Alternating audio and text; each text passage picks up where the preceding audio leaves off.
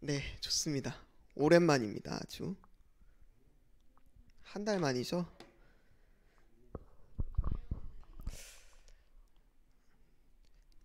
약간 다들 중간고사는 잘 보셨나요? 라고 질문하려고 그랬는데 그거 약간 금기인 것 같아요. 그렇죠. 그거 안 좋은 질문이죠. 저는 20대 심리 유나랑 같이 듣는데 둘이 사이좋게 60점씩 맞았어요. 그래서 족보를 봤거든요. 족보를 본 건 다 맞고 이거 나 알 것 같아 하고 푼 거는 다 틀렸어요. 네, 그래서 족보가 있어서 산 것 같다. 약간, 네, 그런 느낌이고요. 이제 오늘은 주제가 이제 팀 커뮤니케이션입니다. 이제 말하기 방식이에요. 어떻게 보면 지난번에는 좋은 팀 분위기가 중요하다 이런 건데 우리가 지난번에 사실 이제 지난 세션에서 얘기했던 것 중에 가장 남는 거는 밥을 먹으면서 이제 친해져야 된다라는 건데 결국에는 이제 친해지고 나서도 우리가 어떻게 대화를 하느냐라는 것도 좀 중요하다 보니 네, 이번에는 이제 말하기 방식에 대해서 또 조금 다루고 갈 거고 그리고 우리가 회의했던 거를 좀 안 까먹고 잘 남겨두기 위한 그 필요성에 대해서도 좀 얘기를 해보려고 합니다. 그래서 오늘은 이제 말하기 전에 생각했나요? 라는 이제 주제로부터 출발을 해서 네, 좀 어떤 방식으로 피드백하는 게 좋은 건지 그리고 사실 이제 제가 바라봤을 때 이제 약간 IT 업계식 피드백이 있거든요. 근데 그게 과연 좋은 건가라는 생각도 들어요. 이따가 이제 이야기를 하겠지만 그래서 좀 어떻게 보면은 좀 내추럴하게 말하자면 좀 잘 예쁘게 말하는 법 그런 것들이 사실 이제 서로 좀 마음 안 상하게 피드백하는 방법이다 보니까 이제 그런 것들에 대해서도 좀 언급을 하고 그리고 이제 서로 다르게 아는 거 오해하는 거 아니면 의견 차이 생기는 거 이런 것들을 좀 어떻게 정리할 수 있을까 이런 것들에 대해서 좀 얘기를 해보려고 합니다. 그래서 오늘은 사실 제일 큰 주제는 소통의 문제예요. 여러분들이 이제 프로젝트 하면서 소통의 문제 다들 겪어보셨나요?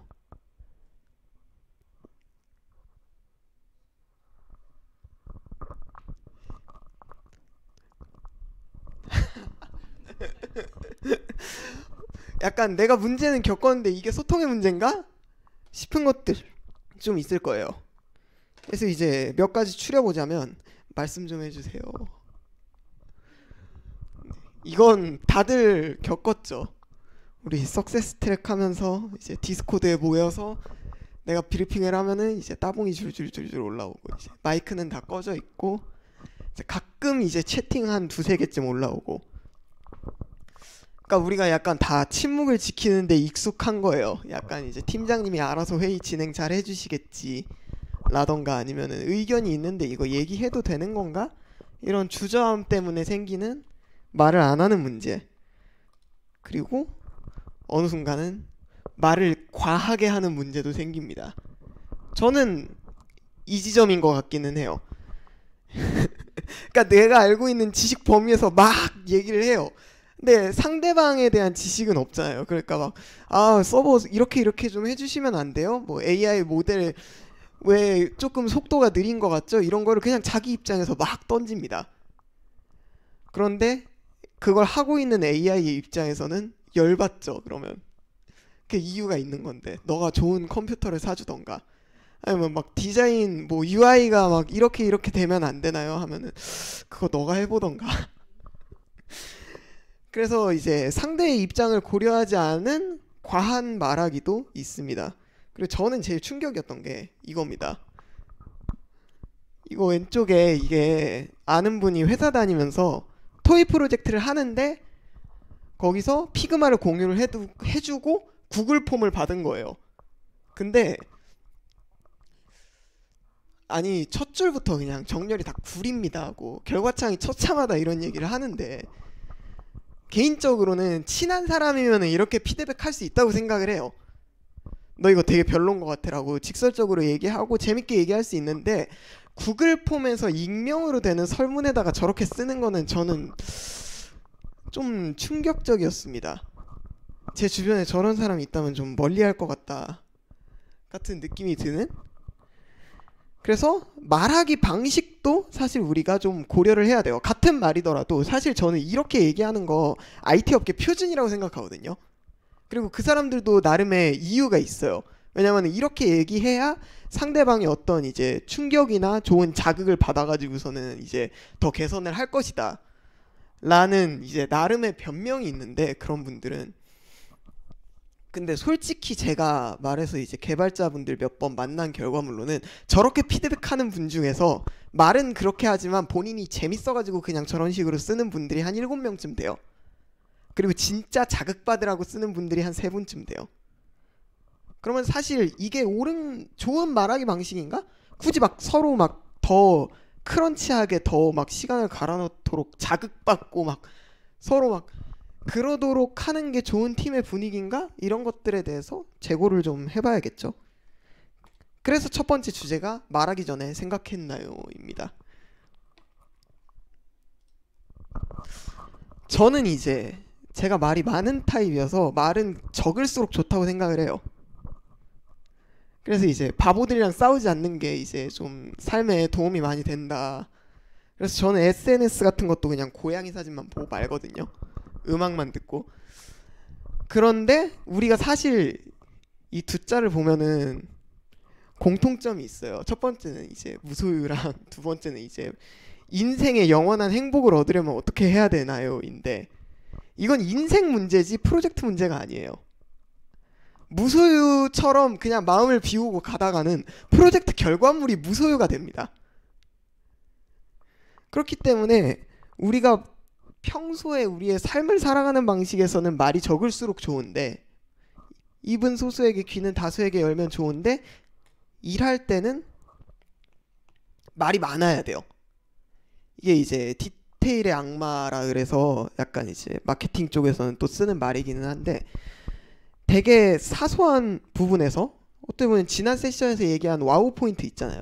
그것도 팀원한테서 느끼는 거가 아니라 원래는 서비스를 이용하다가 내가 확 끌리는 지점이 와우 포인트다 보니까 그런 포인트들을 만들 수 있는 디테일이 있어야 돼요.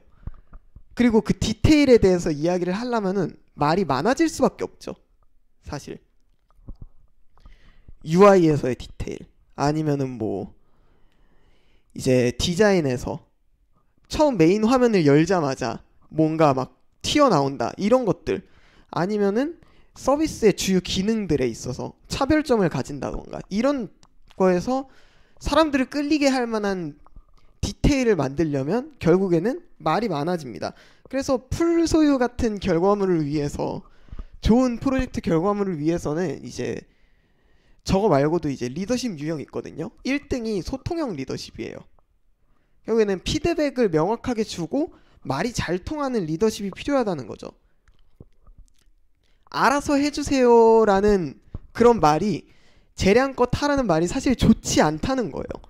그래서 과한 디테일은 감사합니다가 되는 거죠. 그리고 예상외로 개발자들이 좀 사회 부품처럼 살아가는 걸 선호해요. 그래서 이거 하세요라고 명확하게 던져주는 걸 되게 좋아합니다. 프로젝트를 같이 하다 보면은 되게, 저는 이제 절반이 문과고 절반이 이과잖아요. 그래서 문과랑도 팀플을 해보고 이과랑도 팀플을 해보면서 느끼는 거는, 문과들은 알아서 해주십시오 하면은 좋아해요. 본인이 하고 싶은 말이 많거든요. 다 투머치 토커여서 자기가 하고 싶은 방향성이 있으면 그걸 존중해주는 걸 좋아하는데, 이과들은 그냥 명확하게 던져주는 걸 좋아합니다. 이거 해주세요. 언제까지 가능하죠? 그러면은 그때까지 해와요. 그렇다 보니 우리가 팀플을 하면서 결국에는 두 가지 문제에 마주를 하게 됩니다. 말을 너무 많이 하게 되거나, 디테일을 잡겠다고 막 주구장창 이야기를 하거나, 아니면은 이거 얘기해도 될까? 이게 개발이 가능할까? 내가 괜히 얘기해가지고 개발자들한테 더 짐을 지게 하는 거 아닐까? 이런 것 때문에 입을 다물어 버리거나, 말이 너무 많거나 너무 적거나, 그 둘 중에 하나에 이제 갇히게 되는 거죠. 그래서 결국에는 정답은 뭐냐면은 정확하게 적당히 해야 된다는 거예요. 그래서 이 챕터의 주제가 말하기 전에 생각했나요? 라는 게 여기서 나오는 겁니다. 생각을 해서 내가 정확하게 하고 싶은 말을 정하고 그거를 이제 요약을 해야 되는 거죠. 마치 이제 저도 이제 세션 할 때 이제 서론이랑 결론 있고 1, 2, 3이 딱딱딱 정해져 있잖아요. 그것처럼 우리가 팀 프로젝트를 하고 싶을 때 누군가에게 하고 싶은 말이 있으면은 나름의 서론, 본론, 결론이 정해진 상태로 말을 해야 지나치게 길어지지 않는 거죠. 그리고 가뜩이나 바쁜 개발자들이 지나치게 긴 글을 받으면 그걸 읽고 해석하는 데도 피로해지거든요. 그렇다 보니 이제 제가 제안하는 방식 중에 하나가 정반합을 이용한 피드백입니다. 아까 전에도 짚고 넘어갔죠, 이거. 그리고 오른쪽에 유튜브 아시나요? 저는 이제 쇼트 중독자여서 이분이 모션 그래픽 하시는 분인데 영상이나 캐릭터 피드백을 되게 재밌게 해주세요. 근데 이분의 말하기 방식이 딱 저 느낌이에요. 왼쪽에 보는 입장에서는 재밌어요. 그런데 내가 구독자여서 이분한테 컨펌을 해주세요 라고 저는 작품을 보내서 저런 피드백을 들으면은 되게 재밌으니까, 그리고 딱딱 귀에 박히니까 다음번에는 이걸 개선해야겠다라는 게 오는데, 이 두 개의 차이점은 비슷한 말하기 방식인데 하나는 사내에서 익명으로 누군가 던져놓고 갔다는 거고, 한 명은 내가 이분한테 컨펌 받고 싶어, 이분의 말하기 방식이 너무 유머러스해 라는 것 때문에 본인이 보낸 컨펌을 본인이 받았다는 거죠. 그래서 우리가 뭔가에 대해서 피드백을 할 때 자연스럽게 내가 생각한 그대로 얘기하는 것도 좋아요. 그런데 그게 누군가한테는 유머가 될 수 있고 누군가한테는 공격이 될 수 있는 거죠. 이게 나와 그 사람 간의 거리가 될 수도 있고, 친하면 뭐 좀 더 내추럴해도 된다던가 그럴 수도 있고, 아니면은 그냥 상대방의 성향에 따라 달라질 수도 있어요. 우리가 한 팀이 묶이다 보면, 특히나 규모가 큰 팀이 묶였잖아요. 우리는 석세스 할 때나 아니면 아이디어 톤 할 때나 이제 약간 이제 낮대는 느낌이라면 이제 솔체를 할 때는 인원이 4명이었으니까요. 그러니까 사실 전체적으로 진행되는 분위기도 다르고, 그래서 이제 8명 내외에서 진행되는 프로젝트다 보니까 이제 파트별로 회의를 진행하도록 하십시오라고 얘기를 했던 것도 그런 거예요. 4명이서 할 때랑 8명이서 할 때랑 또 분위기가 다르니까요. 그래서 8명이면은 사실 누군가랑은 안 친할 수밖에 없어요. 덜 친하고. 그러면은 뭔가 같은 피드백을 하더라도 친한 사람 덜 친한 사람 막 이제 구별을 해서 피드백을 해야 되잖아요. 그래서 그게 번거로우면은 저는 차라리 좀 보수적인 편이어서 그냥 모두에게 다 예의를 갖추자예요. 저도 석세스 하면서 이제 준석이랑도 친해지고 창훈이랑도 친해지고, 그리고 이제 다른 분들이랑도 이제 이런저런 이야기를 많이 했지만 결국에는 피드백할 때는 다 존댓말로 합니다. 말을 놨어도 이제 술자리를 같이 했어도. 그럼 시작을 해보자고요. 이제 정반합이라는 게 이제 변증법, 뭐 문과에서 얘기하는 뭐 철학 뭐 이런 거에서 나오는 건데요. 간단하게 얘기하자면은 이제 정이라고 해서 어떤 이제 내용물이 있고 어떤 이론이 있는 거죠, 철학에서는. 그리고 반에서 그에 반대되는 내용을 얘기를 해요. 그러면은 그 반을 받아들여 가지고 개선한 거를 내놓는 거죠. 합이 나오는 거죠. 그래서 약간 어떻게 보면 애자일과도 비슷합니다. 그리고 저는 이거를 그냥 나름대로 생각을 하고 깨우쳐서 정반합식 피드백 아닌가라고 했는데 결국 전문적인 용어가 따로 있더라고요. KPT 회복법인데요. keep, 지속할 것, 그러니까 잘된 것들이에요. 우리가 잘했던 것들. 그리고 problem, 해결할 것, 우리가 개선이 필요한 것들. 그리고 try, 시도할 것, 우리가 잘 못했던 것들을 개선하기 위해서 무엇을 해볼 수 있느냐. 정반합, 이렇게 똑같이 가는 건데요. 이 KPT 회고법이 생각보다 많이 쓰입니다. 저희 백야톤 진행했을 때도 운영진들 사이에서 KPT 회고법을 진행을 하고 그거를 바탕으로 이제 그 오늘 IT인가? 거기에 이제 글이 기고가 됐었죠. 다들 보셨나요? 다행이네요. 네, 그래서 그러면은 정반합 KPT 뭐부터 시작을 하냐면은 잘된 요소에 대한 칭찬과 격려부터 시작을 합니다. 사실 우리가 막 시간에 쫓기거나 아니면은 뭐에 대해서 막 바로바로 이제 컨펌을 받아서 다음 개선안을 내놔야 되고 할 때는 이걸 놓치고 가는 경우가 좀 많아요. 왜냐면은 문제는 바로 보이잖아요. 아, 이거 이렇게 바꿔야 될 것 같아요 라는 거는 바로바로 보이고 바로 얘기하면은 그 다음 개선안이 바로바로 나오기 때문에 우리가 시간에 쫓길 때는 이 잘된 요소에 대한 언급을 잘 안 합니다. 근데 저는 이거를 좀 중요하게 보는 편이에요. 왜냐면은 장기적으로 봤을 때에 뭔가 프로젝트 막바지가 돼가지고서는 이제 싸우는 일이 생기지 않으려면 저는 이제 그런 이제 이야기를 몇 번 들었거든요. 막바지 돼서 개발 거의 다 끝났는데 소리 지르고 싸우는 케이스가 있다. 그게 안 되려면은 칭찬과 격려가 많이 필요해요. 단순히 막 칭찬은 고래도 춤추게 하지 뭐 이런 관념적인 내용이 아니라 실제 도움이 되는 이유가 저는 제일 큰 걸로 그걸 꼽습니다. 메타인지죠. 우리가 생각 외로 내가 잘하는 거에 대해서 그냥 남들도 이 정도 하는 거 아닌가? 라고 생각하는 케이스가 많아요. 아무래도 저는 이제 그냥 뇌피셜로는 약간 우리나라 문화권이 이제 뭐 겸손 뭐 이런 거에 좀 특화가 되어 있다 보니까 내가 잘하는 분야에 있어서 남들이 이제 너 진짜 이거에 재능 있는 것 같아 라는 얘기를 들어도 그냥 약간 빈말이 섞여 있겠지.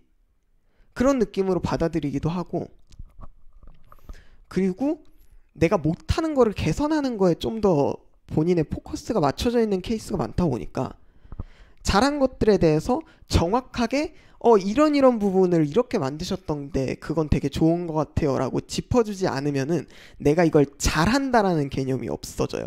팀원이.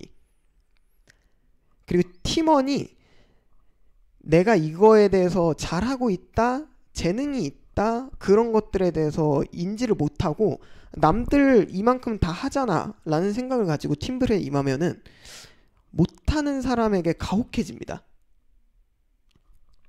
예를 들어서 저는 뭐 발표하는 거나 아니면은 뭐 기획안에 대해서 뭐 아이디에이션을 하는 거나 그걸 정리하는 것들에 대해서 조금 이제 특화가 되어 있잖아요.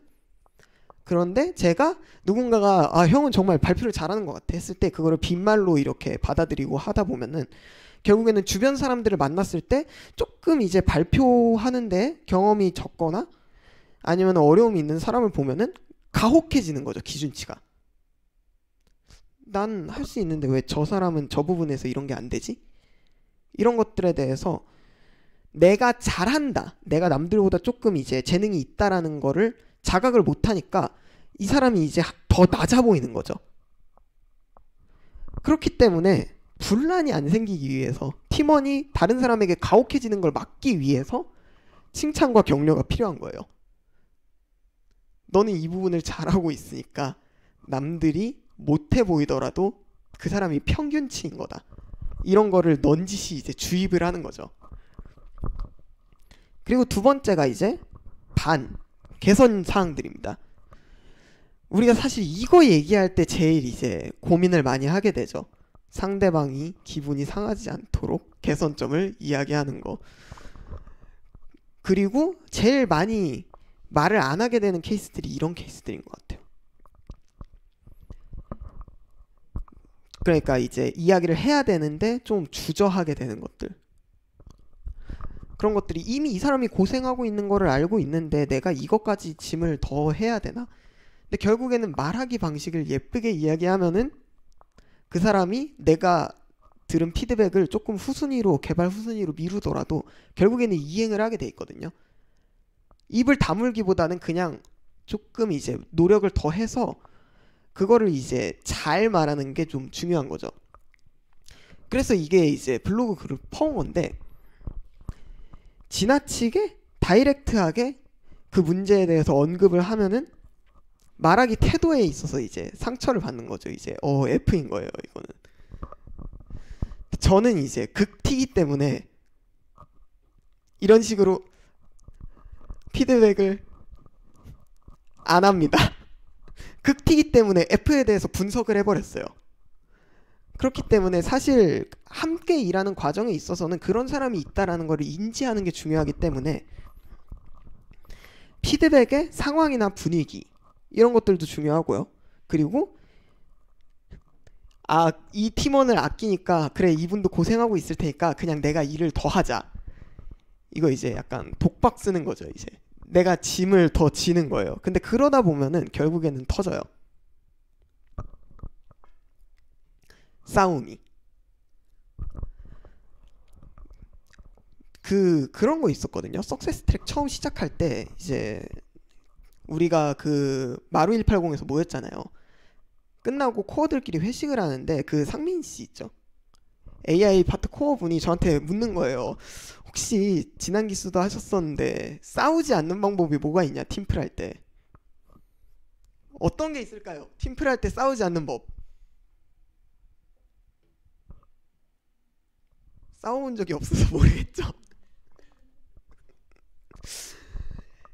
싸우지 않는 법은요, 안 참는 거예요. 안 참는다는 게 뭔가 말을 했을 때 화를 다이렉트하게 내라 이게 아니고요. 그러니까 참는, 내가 이 사람이 뭐 말하기 방식이 조금 이제 여기도 예시가 사실 말하기 방식이거든요. 내가 이 사람의 말하기 방식이 조금 공격적이라고 느껴진다, 이런 것들에 대해서 문제가 생길 수 있잖아요. 참는데 참는 거에 조건이 붙어요.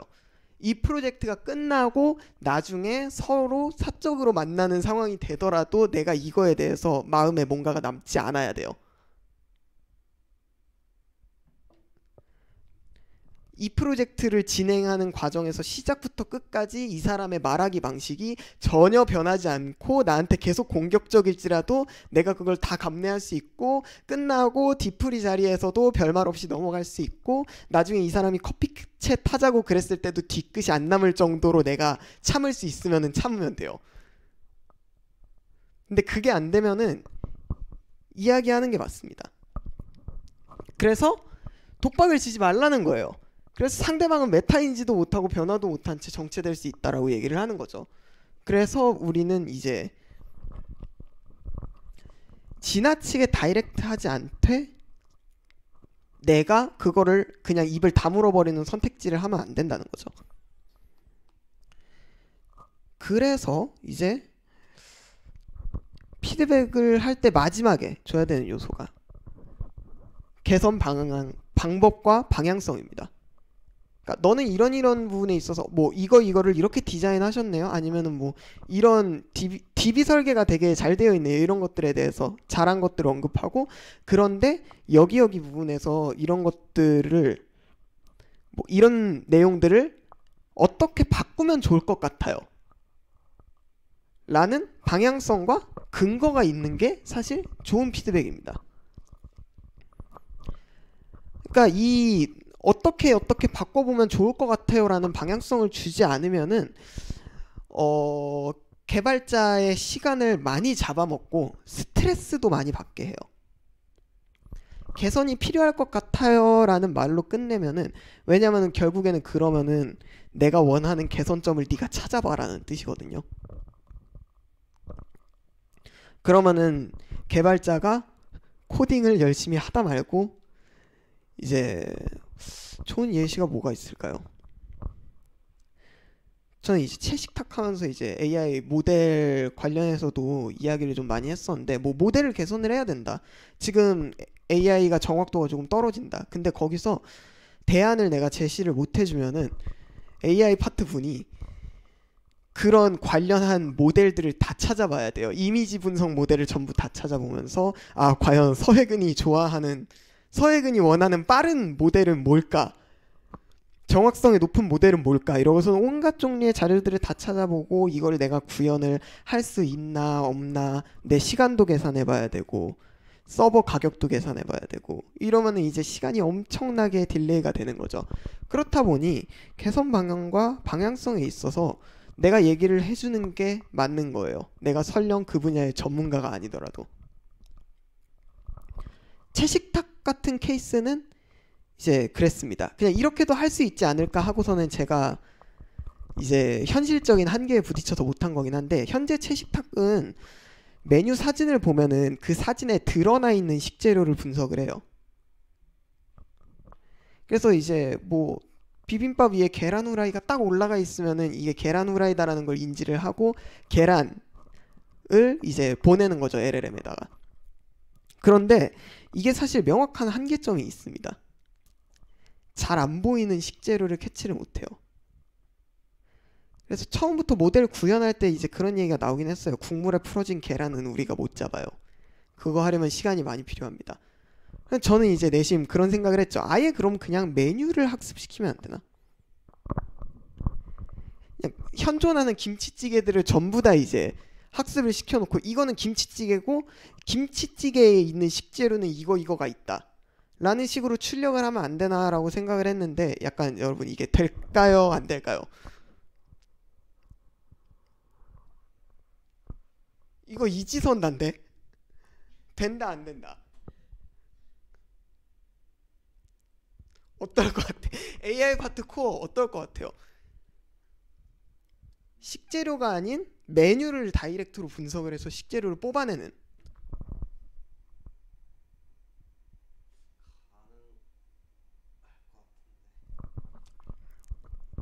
이제 이야기를 드리자면요, 안 돼요. 왜 안 되냐면 온갖 종류의 메뉴들을 전부 다 학습을 시켜야 돼요. 그러니까 예를 들면 이제 갈비찜이 있겠죠. 근데 프랑스식 갈비찜이 이제 베프 부르기뇽이라고 있어요. 그러면은 그거 두 개 따로 학습시켜야 돼요. 비슷하게 생겼는데. 그러면은 이제 그런 유사하게 생긴 다른 메뉴들 학습시키는 것도 복잡한데, 김치찌개, 된장찌개, 세상에 존재하는 온갖 종류의 메뉴들을 전부 다 학습시켜야 돼요. 근데 식재료는 식재료만 뽑아내면 되잖아요. 그러니까 이제 그런 부분에 있어서 이렇게도 할 수 있지 않을까라는 거를 저는 이제 모르니까 막 던져보는 거죠. 근데 현실적으로 안 돼. 그렇구나 하고 납득하면 돼요. 그래서 요지는 내가 그 분야의 전문가가 아니더라도 이런 식으로 개선할 수 있지 않을까요? 라는 거를 마음대로 던져도 된다는 거죠. 왜냐면 결국에는 받아들이는 사람이 필요한 것만 요청하고 수용 여부는 본인이 판단하니까. 그렇기 때문에 다르게 말하자면 우리가 피드백을 해주는 입장에서는 저 피드백을 고봉밥처럼 쌓아줘도 되는 거예요. 어차피 영양가 있는 피드백만 본인이 받을 테니까. 그래서 수용할 만한 레퍼런스들을 많이 주는 게 중요합니다. 그러고 나면 계속 피드백을 하는 거죠, 이제 서로. 그러니까 내가 이 분야에 대해서 잘 모르는데 뭐 마음대로 이야기를 해도 될까요? 아니면은 뭐 내가 너무 공격적으로 얘기하거나 아니면은 내가 이분의 여건을 잘 모르는 상태로 얘기하는 게 아닐까요? 이런 몇 가지 이제 입을 다물게 하는 그런 요소들을 빼고 나면은 그때부터는 되게 자유롭고 적극적인 피드백이 가능해져요. 파트 불문하고. 그리고 그때쯤 되면 다들 말이 많아지고 정리가 필요해지기 시작합니다. 네, 이제 슬슬 팀장에서 PM으로 넘어가는 거죠.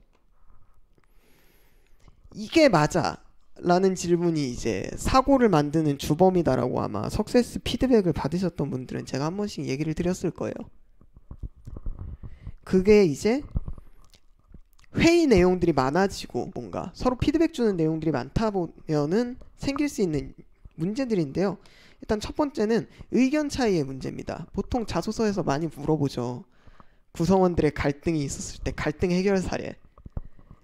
그리고 그런 얘기 많이 하더라고요. 나는 팀플하면서 싸운 적이 없어. 그래서 갈등 해결 사례가 있었으면 좋겠어. 그런 이야기를 하는데, 싸운 거 해결한 것도 갈등 해결 사례이긴 한데요. 회사에서 원하는 갈등 해결 사례는 아니에요. 이거 되게 많은 분들이 모르고 계시거든요.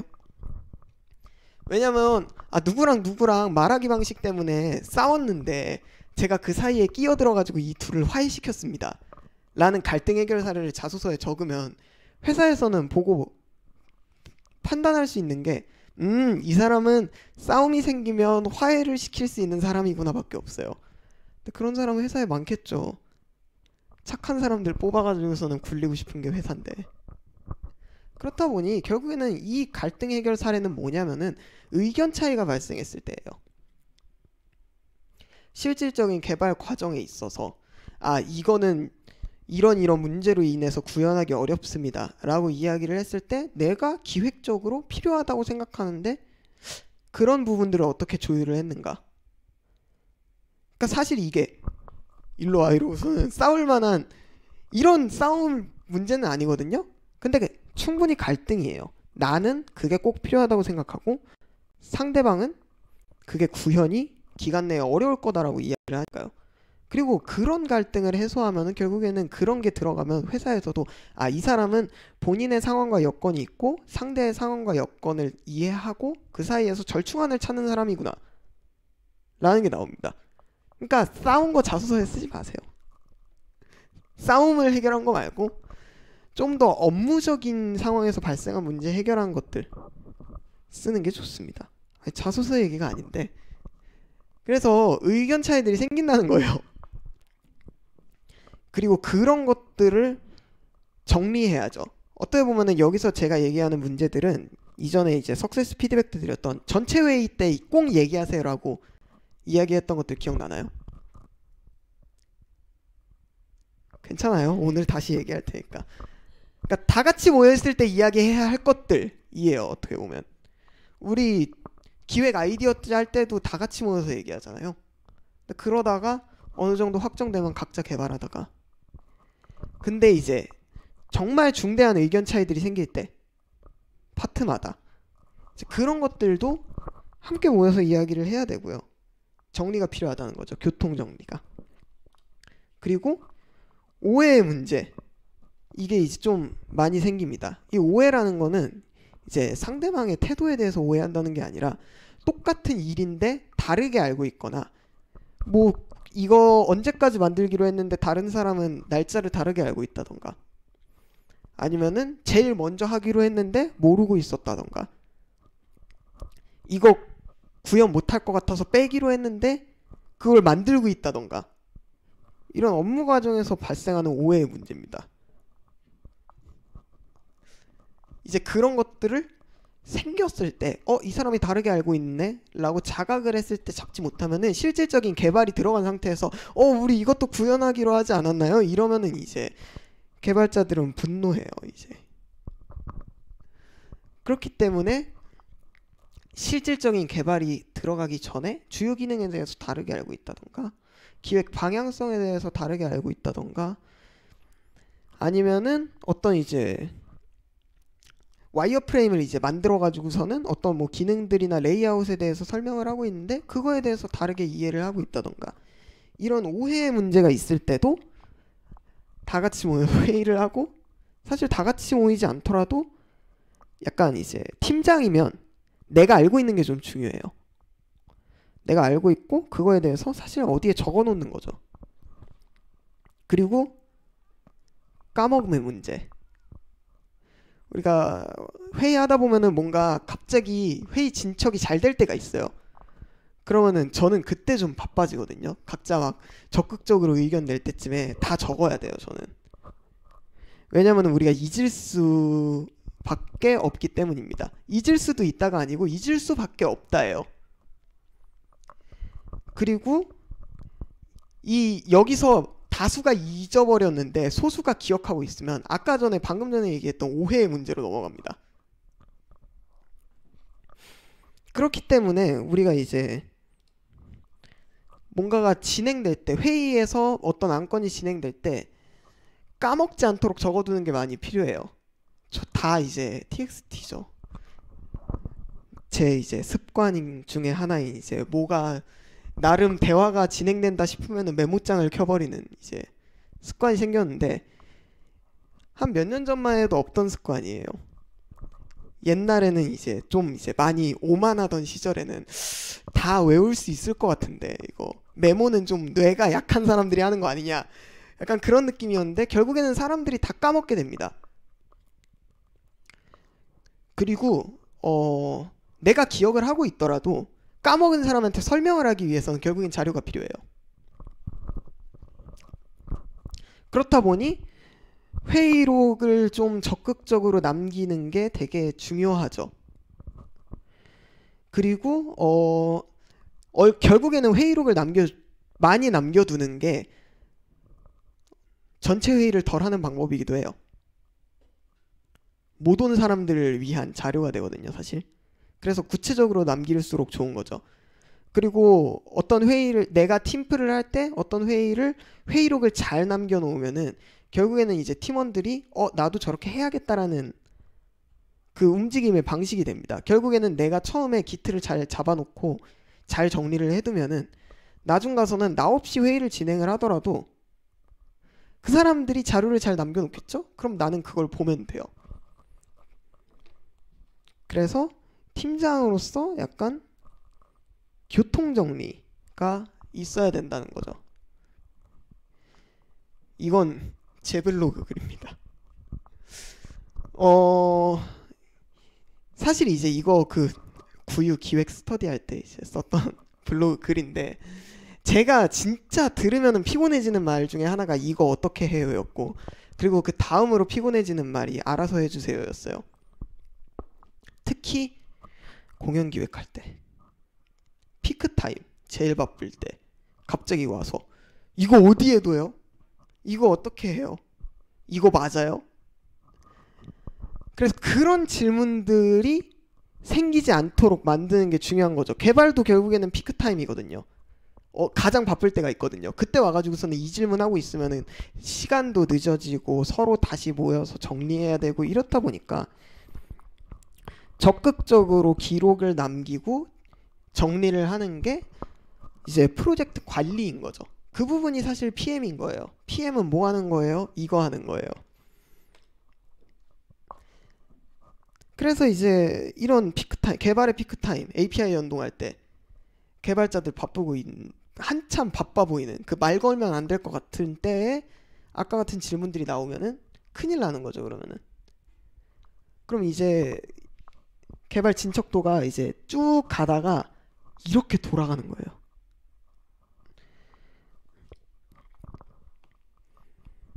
그래서 결국에는 그럼 해야 되는 게 뭐냐, 이런 오해 문제들, 까먹음의 문제들, 이런 것들을 방지하기 위해서 하는 것들이 기록을 남기는 겁니다. 자료를 남기는 거죠. 이거는 그 채식탁 할 때 노션에다가 이제 작성했던 기능명 세서인데요. 작성할 때 저는 이제 여기서 좀 특징적으로 얘기하고 싶은 거는 사실 이거 다른 사이드 프로젝트 깃허브 보고서는 따라했어요. 그런데 조금 이제 제가 추가한 게 있다면 저거 구현에 6이랑 중단이 있습니다. 이건 어떤 거냐면은 중단 같은 경우에는 우리가 이 작업을 해야 되는데 이 기능을 구현을 해야 되는데 이거를 구현하기 위해서 필요한 뭐 선행 작업이 아직 안 된 거예요. 예를 들면은 이제 뭐 채식탁이면은 그 음식물 사진을 찍는 화면이 있어야 될 거 아니에요? 근데 이거는 AI 모델이 나오기 전까지는 그 화면을 못 만들죠. 그렇다 보니까 그런 부분이 중단인 거고 6위는 있으면 좋은데 지금 우리가 MVP 만들 때에는 넣기 그런 기능, 넣기 어려운 기능, 시간 많이 잡아먹을 것 같은 기능, 그러니까 후순위로 밀려버린 기능들은 6이라고 표기를 해버립니다. 그러면은 이제 업무 1, 2, 3순위 외에도 6위는 사실상 개발자들 입장에서는 그냥 빼놓고 생각하면 돼요. 없다 생각하고 진행을 해도 되는 거죠. 그런데 우리가 생각보다 일이 빨리 끝나서 시간이 남으면 그때쯤 만들면 되는 거예요. 그냥 이런 생각을 누구나 할 수는 있거든요. 근데 만약에 내가 PM을 하게 될 때 이런 식으로 조금 분류를 해도 괜찮을 것 같은데 라고 하면은 그걸 사실 팀원들한테 공유해 주면 돼요. 내가 이런 식으로 해서 중단이랑 유기랑 적어놨는데 이게 두 개가 다른 의미고 이런 의미입니다. 그래서 이런 식으로 받아들이시면 될 것 같아요. 하고 나름의 정리 방법이 있다면 그 정리 방법을 팀원들한테 공유를 하는 겁니다. 그리고 자, 아깐 노션이고 이번엔 깃허브이에요. 깃허브의 이제 프로젝트 화면인데 이거 옛날 옛적에 아마 기획 세션 할 때 언급을 했던 칸반 보드입니다.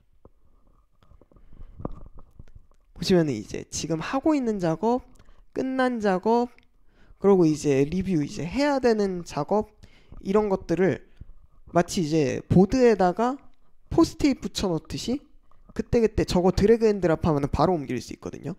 그래서 이런 식으로 그 업무가 지금 어떤 상황인지 그 기능이 지금 만들고 있는 건지 왜 멈췄는지 무슨 오류가 떴는지 이런 것들을 그때그때 실시간으로 볼 수 있는 이런 툴들도 사용하는 게 좋겠죠. 그래서 우리가 이런 문제들에 있어서 서로 의문이 안 생기고 뭐 이제 오해하는 사건들이 없어지고 하기 위해서는 다양한 툴들을 적극적으로 사용하는 게 좋다. 입니다. 저 같은 경우도 3개, 4개 썼던 것 같아요. 깃허브 쓰고 노션 쓰고 스프레드시트 쓰고 그리고 사실 카카오톡도 그런 방향성으로 충분히 쓸 수 있습니다. 물론 그 톡 서랍이 저는 좀 마음에 안 들기는 하는데 카카오톡도 사실은 이제 메시지 고정 기능이 있다 보니까 그러니까 그때그때 가장 중요한 것들을 좀 다 같이 볼 수 있게 디스플레이 할 수 있어서 저는 나쁘지 않다고 생각해요. 그래서 가급적이면은 여러 가지 툴들을 다양한 기능들을 사용을 해서 팀원들한테 공유해 주는 게 좋습니다. 왜냐면은 여기가도 있고 저기가도 있고 저기가도 있으면은 팀원들이 잊어버릴 수가 없거든요. 노션에 남겨놨어요. 시간 될 때 다들 확인해 주세요. 이러면은 확인할까요? 안 할까요? 안 하죠.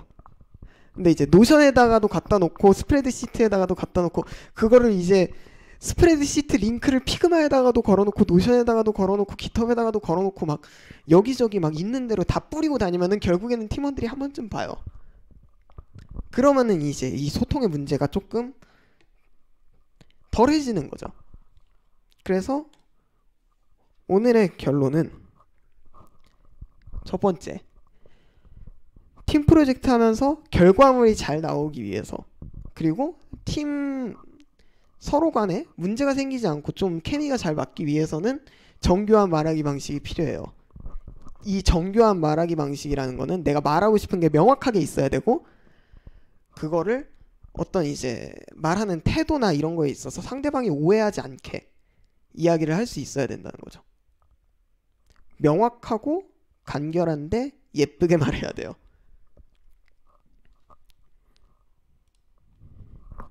그리고 그런 것들은 우리 팀의 현재 상황이나 팀원의 성향들을 고려하는 게 좋습니다. 그리고 이런 읽어드릴게요. 요거는 이제 저도 읽기 좀 괴롭긴 한데요.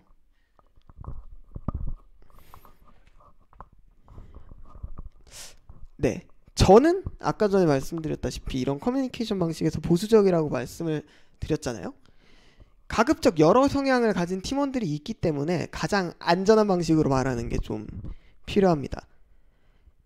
그러니까 뭐 팀원 중에서 뭐 내추럴하게 말하는 거에 익숙한 사람이 있을 수도 있고 조금 이제 정돈된 상처를 잘 받는 이제 F형 이제 그럴 수 있잖아요. 극 T가 있을 수 있고 극 F가 있을 수 있잖아요. 그러면 저는 사실 개인적으로 팀 분위기는 극 F한테 맞춰가야 된다고 보는 사람이에요. 이분을 아니야 이런 적극적인 피드백을 받아서 너는 성장할 줄 알아야 돼 이렇게 하면은 뭐 고등학생 하다못해 뭐 한 20 초반까지는 그럴 수 있거든요. 근데 20 중반 넘어가서 그런 얘기하면서 사람을 바꾸려고 하는 건 가스라이팅이라고 생각해요, 저는. 그렇기 때문에 극 F 성향을 가진 팀원이 있을 수도 있으니까 가장 안전한 피드백 방식을 사용을 하자. 그리고 그것 중에 하나가 이제 아까 말씀드린 정반합 피드백인 거죠. 그리고 협업 과정에서 발생할 수 있는 문제들, 아까 3가지 있었죠. 어떤 거 있었죠? 까먹는 거.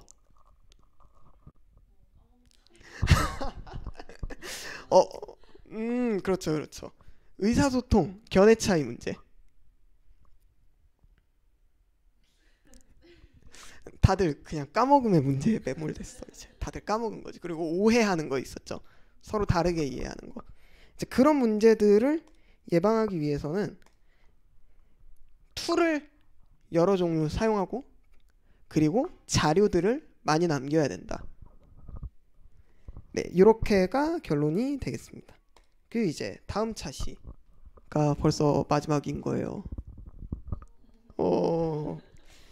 다음 차시에는 이제 첫 번째, 이제 슬슬 진짜 PM으로 가는데요. 뭐부터 만들어요? 라는 거예요.